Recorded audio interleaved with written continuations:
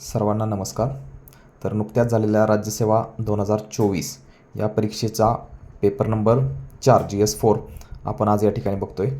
तर मी Saurabh Rangate, deputy collector 2023 state rank 5 आजच्या या पेपरचं विश्लेषण करतो आहे.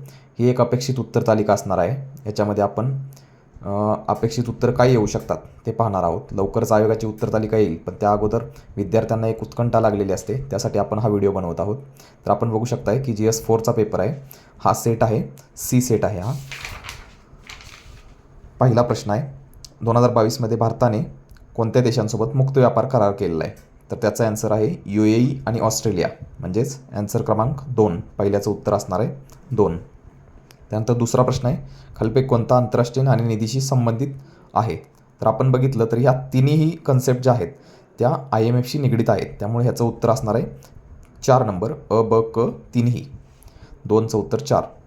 त्याच्यानंतर 1992च्या जागतिक गुंतवणूक अहवालानुसार 1985 ते 90 या कालावधीमध्ये बहुराष्ट्रीय कंपन्यांच्या विस्तारामध्ये किती टक्केवारीने वाढ झाली आहे? तर याचं उत्तर काय आपल्याला सापडलेलं नाही. आयोग काय देते ते आपण बघूया आता. त्यानंतर प्रश्न 4 आहे, श्रमिकांची मागणी आणि पुरवठा यामधील तात्पुरत्या फरकामुळे निर्माण झालेली बेरोजगारता. तर त्याला आपण काय म्हणतो? तर ती असते संरचनात्मक बेरोजगारी असते. तर उत्तर नंबर असणार आहे ह्याचं 1, संरचनात्मक बेरोजगारी. GDP डिफ्लेक्टर कशासाठी वापरला जातो? तर GDP डिफ्लेक्टर हा प्रामुख्यानं महागाई मोजण्यासाठी वापरला जातो, की किती महागाई झाली हे आपल्याला GDPच्या ह्याच्यातून कळत असतं. त्याच्यामध्ये आर्थिक वाढ मोजण्यासाठी पण येऊ शकतं उत्तर, पण बघूया आयोग आपल्याला काय ॲन्सर देते. पण जास्त करून आपल्याला महागाई मोजण्यासाठी असं याचं उत्तर मिळू शकते. तर 5 नंबरचं पहिलं उत्तर असेल. 6 नंबर, खालीलपैकी कोणत्या बेरोजगारी प्रकारातील विशिष्ट कर्मचाऱ्यांचे सीमांत उत्पादन 0 आहे? तर आपल्याला माहिती आहे ती प्रच्छन्न बेरोजगारी असते, जसं की आपण शेतीमध्ये बघतो. तर 6व्याचं 3 नंबर. 7वा आहे, चालू किमतीस स्थूल देशांतर्गत उत्पादनाचे स्थिर किमतीस स्थूल देशांतर्गत उत्पादनाशी असणारे प्रमाण म्हणजे? तर आपल्याला माहिती आहे हे GDP डिफ्लेटरचं हे व्याख्या आहे. तर 7 नंबरचं उत्तर असणार आहे 2. 8वा नंबर, व्यापार चक्राच्या मुख्य आपल्याला माहिती आहे 4 सायकल असतात, 4 प्रकारची ह्या अवस्था असतात या सायकलमध्ये. तर 8चं उत्तर असणार आहे पर्याय क्रमांक 3. त्यानंतर 9वा प्रश्न आहे, उत्पन्न पद्धतीद्वारे राष्ट्रीय उत्पन्नाचा अंदाज घेण्याच्या संदर्भात खालील विधाने विचारात घ्या. तर याच्यामध्ये त्यांनी जे विधानं दिलेले आहेत त्यातलं अ आणि ब हे बरोबर आहेत, कारण आपल्याला माहिती आहे की ह्यामध्ये फक्त कमवलेले उत्पन्न आपण ग्राह्य धरतो, त्यामुळे जिंकलेली रक्कम वगैरे ह्याच्यामध्ये येत नाही. तर अ आणि ब बरोबर असणार आहे. 9व्याचं 3. नंतर 10 नंबरचा प्रश्न आहे, पैशाच्या प्रमाण सिद्धांतानुसार पैशाचा पुरवठा दुप्पट झाला आणि पैसा आणि उत्पादनाचा वेग स्थिर राहिला तर किंमत पातळीची काय होईल? तर किंमत पातळी माहिती आपल्याला दुप्पट होणार. जर पैशाचा पुरवठा दुप्पट झाला तर किंमत पातळीसुद्धा दुप्पट होणार आहे, त्यामुळे 10व्याचं उत्तर 2 असणार आहे. 11वा नंबर अगदी सोपा प्रश्न आहे, बऱ्याच वेळा हा विचारलेला आहे. तर 11व्याचं ॲन्सर असणार आहे 4 नंबर, 11व्याचं 4. त्यानंतर 12 number, money multiplier effects occurs because. का होतो मनी मल्टिप्लायर इफेक्ट? तर उच्च शक्तीच्या पैशामध्ये वाढ झालेली असते, त्याच्यामुळे हा इफेक्ट होतो. 12व्याचं 2. नंतर 13वा नंबर, पैशाचा प्रमाण सिद्धांत काय प्रमाणित करतो? तर पैशाच्या प्रमाण सिद्धांतानुसार आपल्याला माहिती आहे किमतीची पातळी ही पैशाच्या पुरवठ्याशी थेट प्रमाणित असते, हे त्याच्यामध्ये सांगितलेलं असतं. 13व्याचं 3. त्यानंतर 14 नंबरचा प्रश्न आहे, कोणत्या संघटनेत सदस्य होण्याकरता उरुग्वे संमेलन? माहिती आहे आपलं उरुग्वे राऊंड हे WTOशी संबंधित आहे, त्यामुळं जागतिक व्यापार संघटना. 14व्याचं 1. त्याच्यानंतर 15 नंबरचा प्रश्न आहे, जागतिक मानव विकास अहवाल 2023-24 नुसार दरडोई स्थूल राष्ट्रीय उत्पन्नासंदर्भात जोड्या जुळवायच्या आहेत. तर 15व्याचं उत्तर असणार आहे 3 नंबर, कारण आपल्याला माहिती आहे सगळ्यात खाली यामध्ये पाकिस्तान असणार आहे.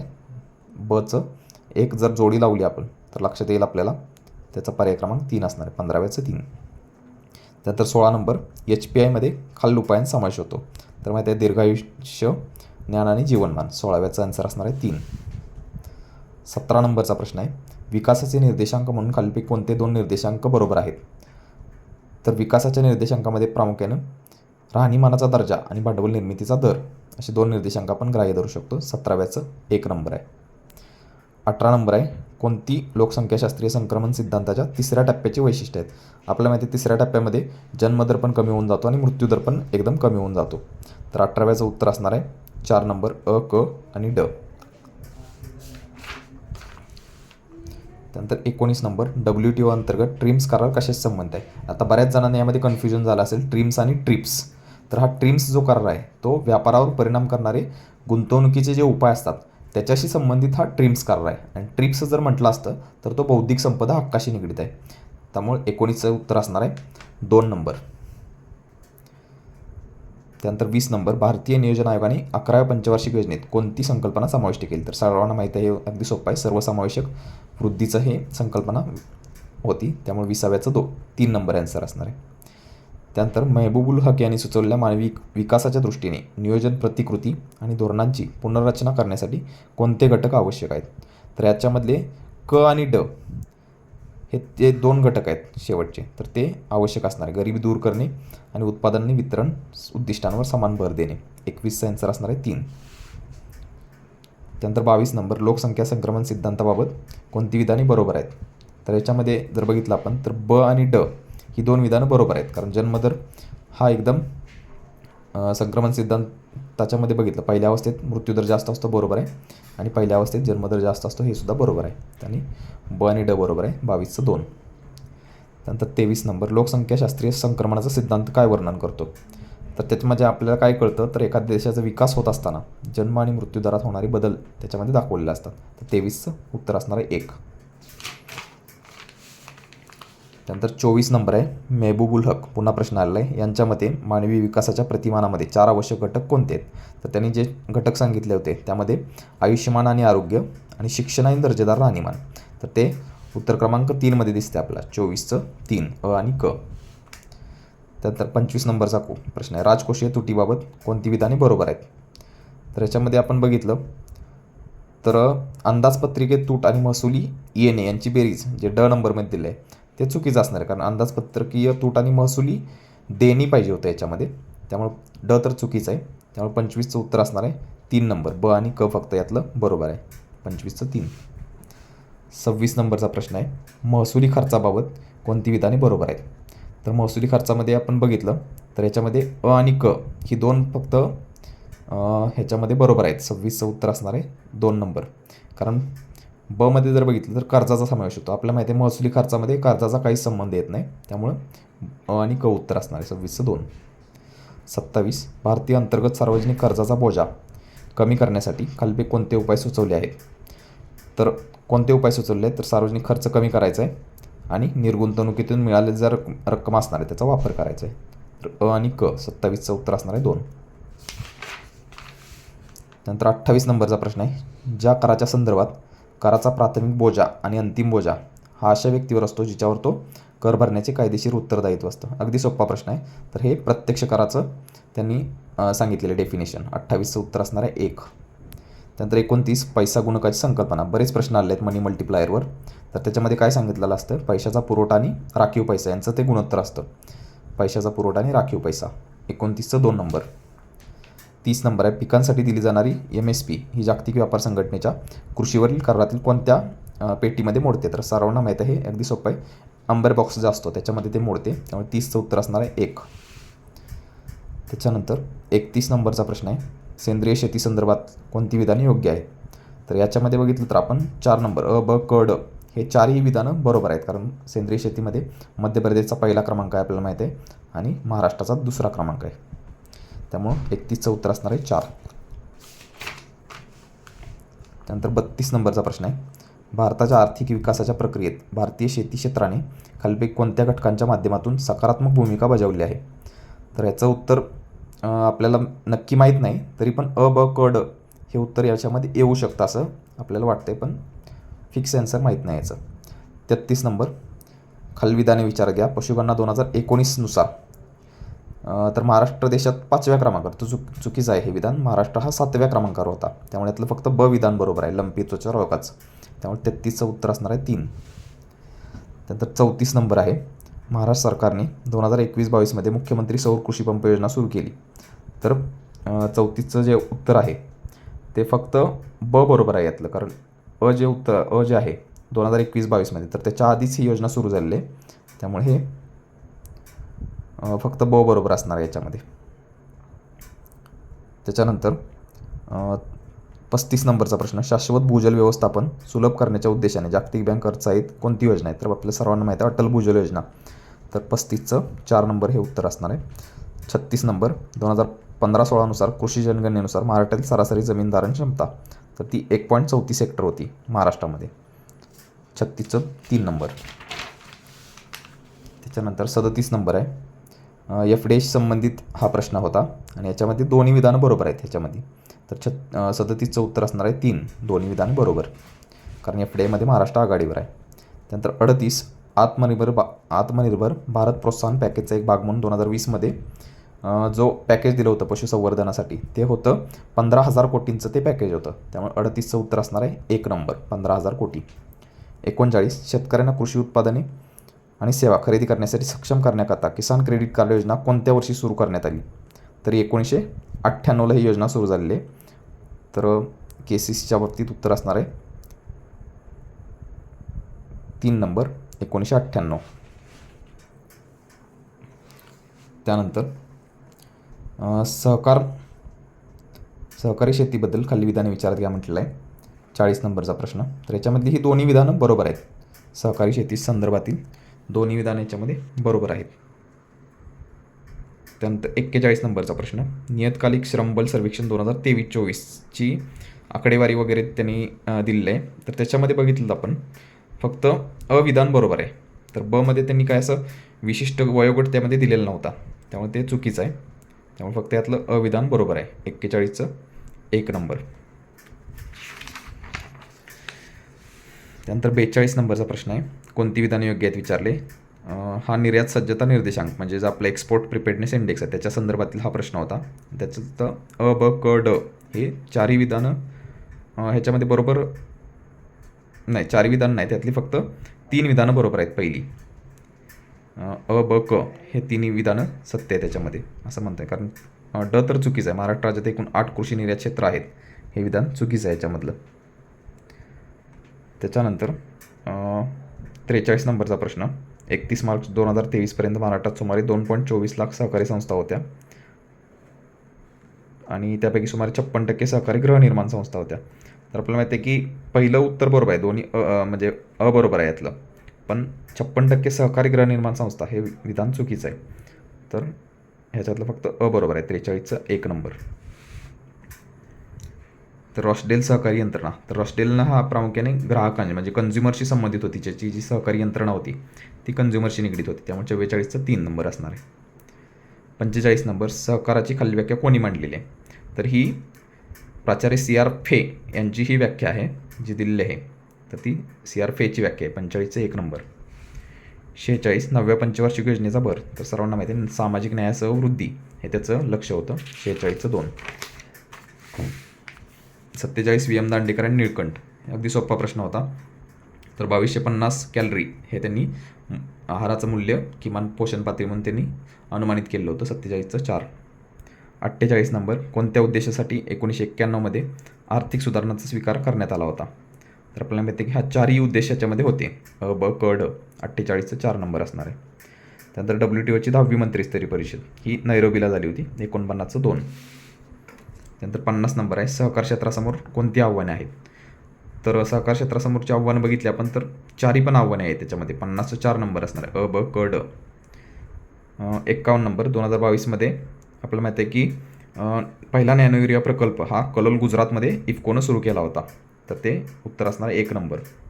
52, कंत्राटी शेतीमध्ये उत्पादित पिकाची किंमत काय असते? तर सर्वांना माहिती आहे की हे पूर्वनिर्धारित किमतीनं कंत्राटी शेतीमध्ये पिकं घेतली जातात. पूर्वनिर्धारित किंमत. 52चं 1. त्यानंतर 53 नंबर, स्वयंसहाय्यता गटांमार्फत तयार करण्यात आलेल्या अधिप्रमाणित हस्तकला वस्तूंचे प्रदर्शन.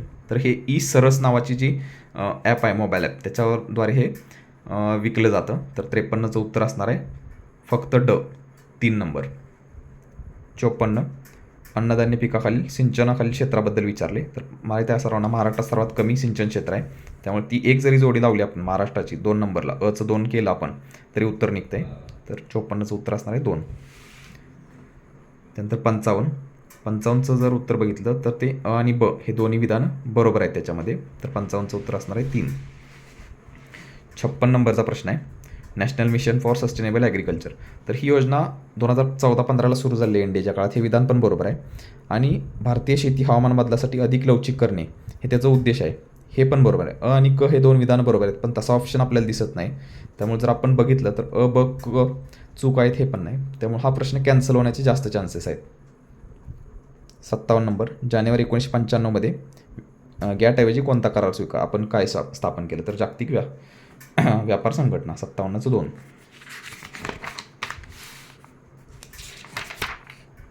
नंतर 58 नंबरचा प्रश्न आहे, डॉटद्वारे व्यापारी बँकिंग प्रणालीवर नियंत्रण ठेवण्यासाठी रिझर्व्ह बँकेला व्यापक अधिकार देण्यात आले.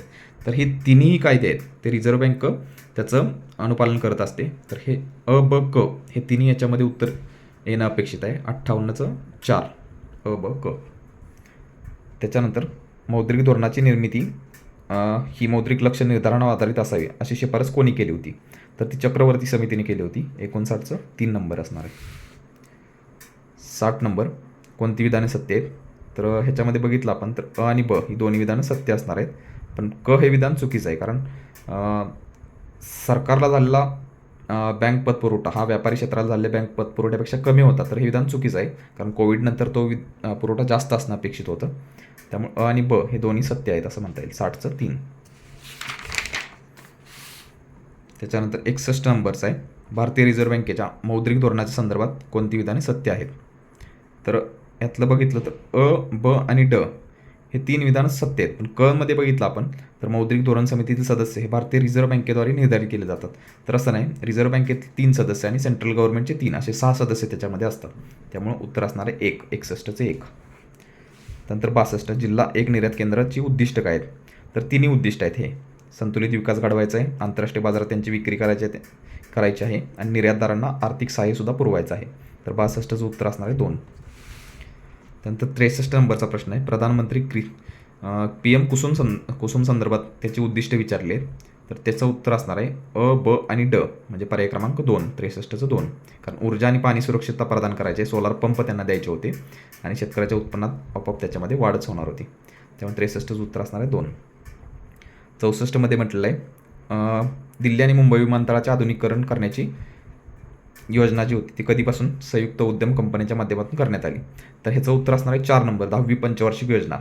कारण जे जॉईंट व्हेंचर होते ते प्रामुख्याने 2000 नंतरच अस्तित्वात आले होते. त्यामुळे आपण गेस करून पण उत्तर काढू शकत होतो याच्यामध्ये. 64चं 4 नंबर. त्यानंतर 65 नंबर असणार आहे, भारतात सामाजिक सुरक्षा उपायांमध्ये कोणत्या उपायांचा समावेश होतो?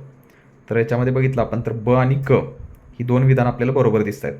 कारण ती तर पहिल्या नंबरचं जे आहे, कमाईचं उत्पन्न कमी झालं म्हणून काय सरकार आपल्याला रोख पैसा वगैरे काही देत नाही.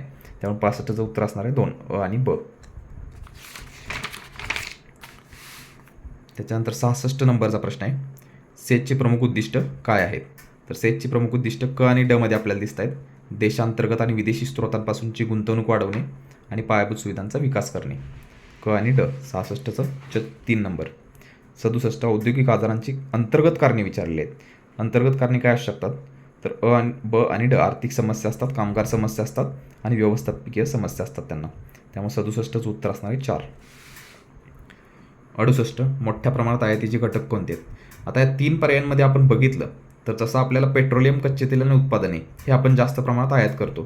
पण खालच्यामध्ये बघितलं तर अन्नधान्य म्हणा किंवा साखर, त्याच्यानंतर कागद हे घटक आपण आयात करत नाही. त्याच्यामुळे ह्याचं उत्तर फक्त येणं अपेक्षित आहे. 68चं 4 नंबर फक्त 69 नंबर, लोकसभेमध्ये GST बिल कधी सादर झालं होतं? तर ते मार्च 22, 2011ला सादर झालं होतं. त्यामुळे 69चा आन्सर असणार आहे 2. 70 नंबर, भारत सरकारने कोणते सेजमध्ये रूपांतरित केलेली क्षेत्र कोणती आहेत? तर ही 4ही क्षेत्र ही सेजमध्ये रूपांतर झाली होती. त्यामुळे 70चं उत्तर असणार आहे 4 नंबर. त्याच्यानंतर 71 नंबर आहे, 1996च्या औद्योगिक धोरणाची उद्दिष्टे कोणती होती? 1956च्या औद्योगिक धोरणाची उद्दिष्ट. तर 1956ला माहिती आहे आपल्याला की त्यांनी खाजगीकरणावर कमी भर दिला होता आणि जास्तीत जास्त सरकारचे उद्योग कसे स्थापन होतील हे बघितलं होतं. त्यामुळे ड तर चुकीचं असणार आहे. त्यामुळे ह्याचा आन्सर असणार आहे ब क. 71चं 2 नंबर. 72 नंबर आहे, FDIचे खालपैकी कोणत्या ह्याच्यामधून विदेशी गुंतवणूक जास्त होते? तर FDI आणि FII म्हणजे फॉरेन इन्स्टिट्यूशनल इन्व्हेस्टमेंट. तर आणि ब हे 2 उत्तर बरोबर आहेत. 72चं 1 नंबर. 73 नंबर, अप्रत्यक्ष कराचे प्रकार कोणते? तर क आणि ड ह्या दोन पर्यायामध्ये आपल्याला जे टॅक्स दिसत आहेत ते इनडायरेक्ट आहे. पहिल्या दोन पर्यायामध्ये आहेत ते डायरेक्ट टॅक्सेस आहेत. त्यामुळे 73चं उत्तर असणार आहे 4 नंबर. 74 नंबर, जेव्हा सरकार कराद्वारे पुरेशी वित्तीय साधनसंपत्ती उभी करू शकत नाही तेव्हा काय करतं? तर उपाय विचारले आहेत, काय सरकार कुठून पैसा उभा करतं? तर हे तिन्ही पर्याय आहेत ते बरोबर आहेत, अ, ब, क. कारण भारतीय रिझर्व्ह बँक कर्ज घेते, रिझर्व्ह बँकेकडून सरकार कर्ज घेतं, बाजारातून कर्ज उभारतं, त्यापैकी जो आणि रिझर्व्ह बँकेकडे जो शिल्लक पैसा असतो त्यातून सुद्धा ते रक्कम काढून घेत असतं. त्यामुळे 74चं उत्तर असणार आहे 4 नंबर. 75, केंद्र सरकारच्या भांडवली प्राप्तीत खालील कशाचा समावेश होतो म्हटलेलं आहे? तर भांडवली प्राप्तीत आपल्याला माहिती आहे की GST तर येतच नाही, वस्तू आणि सेवांवरील कर येत नाही. त्यामुळे 75चं उत्तर असणार आहे 3 नंबर, अ, ब आणि क. त्यानंतर 76 नंबरचा प्रश्न आहे, 15व्या वित्त आयोगाच्या संदर्भात कोणती विधाने सत्य आहेत विचारले? तर NK सिंग त्याचे अध्यक्ष होते, बरोबर आहे. 2020 ते 25 हा 5 वर्षाचा सुरुवातीला कालावधी होता, ते पण बरोबर आहे. आणि 2020-21ला अंतरिम अहवाल सादर केला, हे विधानसुद्धा बरोबर आहे. तर अ, ब, क सत्य आहेत. पण कर उत्पन्नाची समपातळी त्यांनी विभागण्यासाठी लोकसंख्येवर जास्त निकषाला भर दिला होता, तर हे विधान चुकीचं आहे, ड विधान. त्यामुळे 76चं उत्तर असणार आहे 3. त्यानंतर 77 नंबरचा प्रश्न आहे, जी प्रोक्युरमेंट प्राईज असते आणि त्याच्यावर जी सबसिडी दिली जाते त्याच्याविषयी हा प्रश्न होता. त्यामुळे 77चं उत्तर असणार आहे 1, प्रोक्युरमेंट सबसिडी. त्यानंतर 78 नंबरचा प्रश्न आहे, 2014-15मध्ये हाँगकाँग, चीन, USA, UAE, जर्मनी, UK आणि जपान या 7 अग्रेसर राष्ट्रांना भारताने 36% निर्यात केली. तर ही आणि त्याच्या खालचं विधान, तर ही दोन्ही विधान बरोबर आहेत. 78चं उत्तर असणार आहे 3 नंबर, अ, ब योग्य आहे. त्यानंतर 79 नंबर आहे, निर्यात केंद्र आणि निर्यात होणाऱ्या वस्तू यांच्या जोड्या विचारल्या होत्या, तर त्याचं उत्तर असणार आहे 4, 3, 2, 1 म्हणजे 79चं 4 नंबर. शिवकाशी ही प्रामुख्याने काडीपेटींशी संबंधित आहे, त्यामुळे त्याचं उत्तर असणार आहे 4, 3, 2, 1. 80 नंबर, भारतातून निर्यात वाढवण्यासाठी भारत सरकारने कोणती पावले उचलली आहेत? तर आपल्याला माहिती आहे अ, ब, ड मध्ये जी उपाय दिले आहेत ते पावलं आपण उचलले आहेत, अ, ब, ड. 80चं उत्तर असणार आहे 1. 81 नंबर आहे, गगनचं पूर्ण रूप विचारलं, अगदी सोपा प्रश्न होता. GPS aided geo augmented navigation, पर्याय क्रमांक 2. त्यानंतर 82 नंबरचा प्रश्न आहे, कोणते कोणते PPP मॉडेल आपण वापरतो असं विचारलं होतं. तर या पर्यायामध्ये 4 ही PPP मॉडेल आपण वापरतो आता सध्या, त्यामुळे 82चं उत्तर असणार आहे 4 नंबर.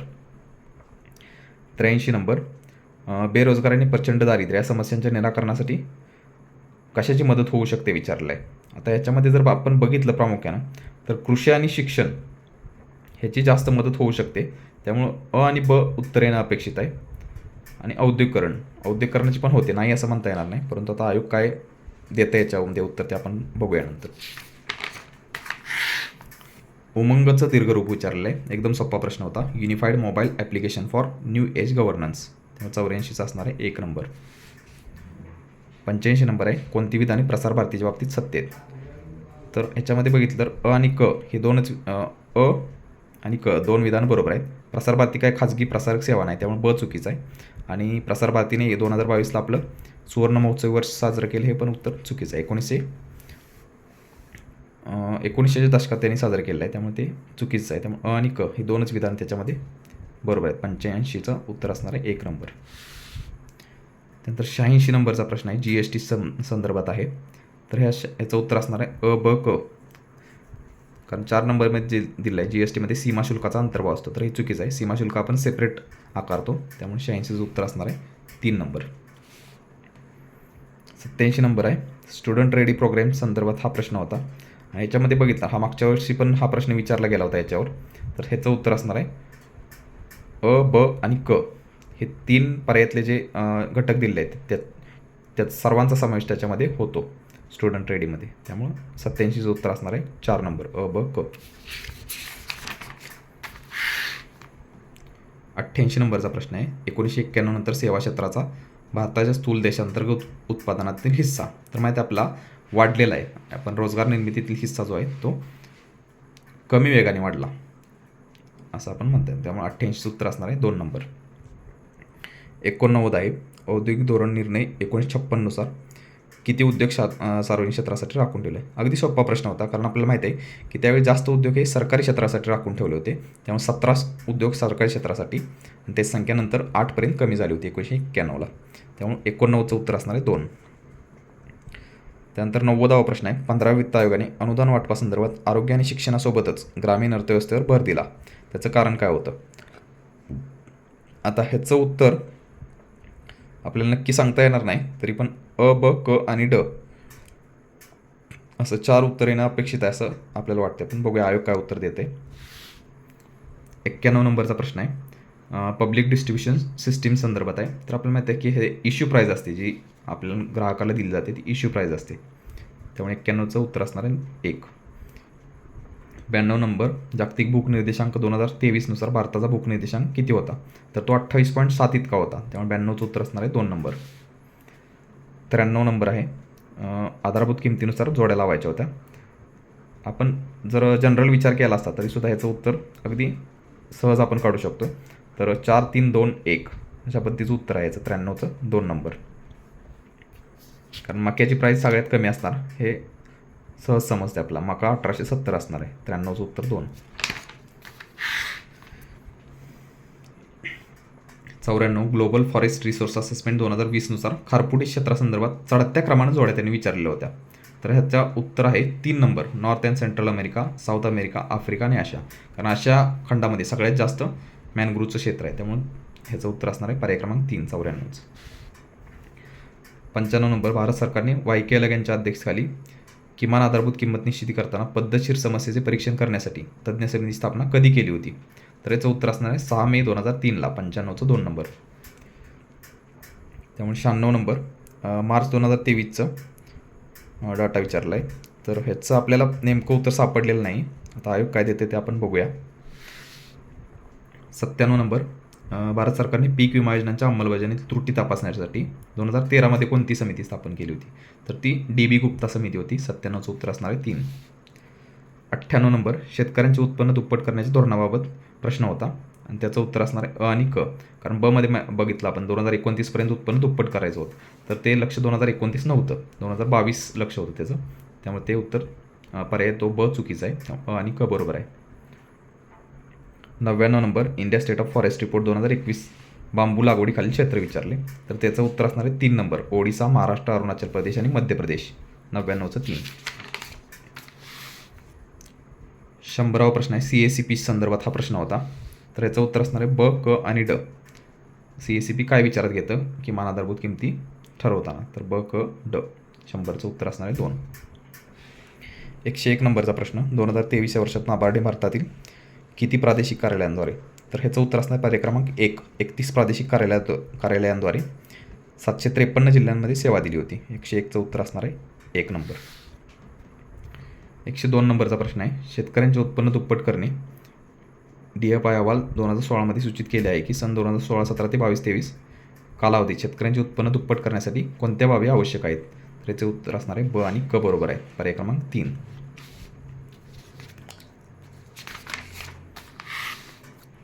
103 नंबरचा प्रश्न आहे, कोणत्या संस्था आणि त्यांचे उद्दिष्ट विचारले. अगदी सोपा प्रश्न होता. 103चं उत्तर असणार आहे 1 नंबर.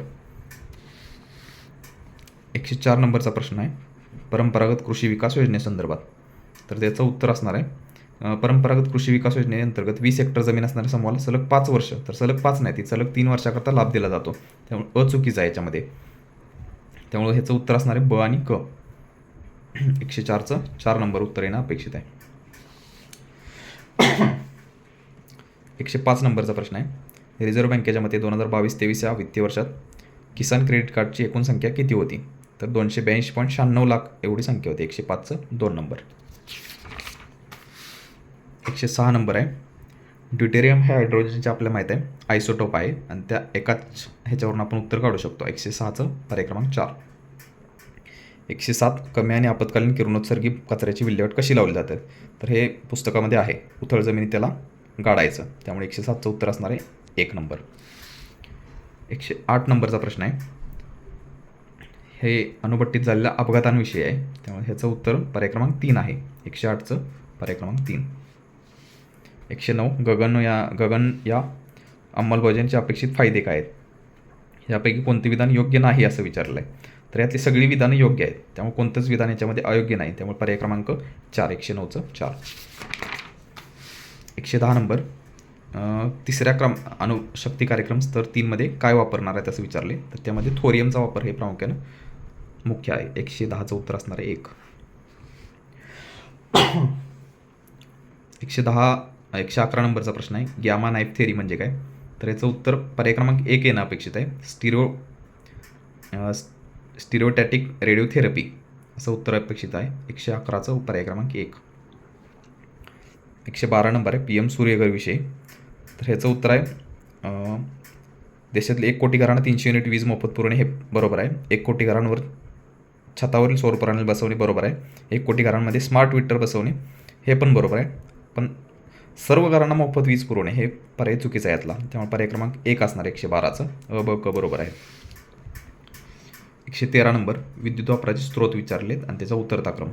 तर पर्याय क्रमांक 1 मध्ये ते आपल्याला दिसते. कारण सगळ्यात कमी आपण उतरत्या क्रमानं बघितलं तर सगळ्यात कमी वापरतो पवनचक्की ऊर्जा. त्याच्यानंतर सोलार GBI म्हणजे काय? तर सोलार GBI म्हणजे काय? Generation based incentive. 114चं उत्तर असणार आहे 1. त्याच्यानंतर 115 नंबरचा प्रश्न आहे. जोड्या लावा विषय होता. तर GSAT-24. GSAT हा प्रामुख्याने संप्रेषण उपग्रह आहे आणि EOS बघितला तर अर्थ ऑब्झर्वेशन सॅटेलाईट, त्याच्यावरून आपल्याला उत्तर निघू शकते. बचं 4 नंबर. तर 115चं पर्याय क्रमांक 4.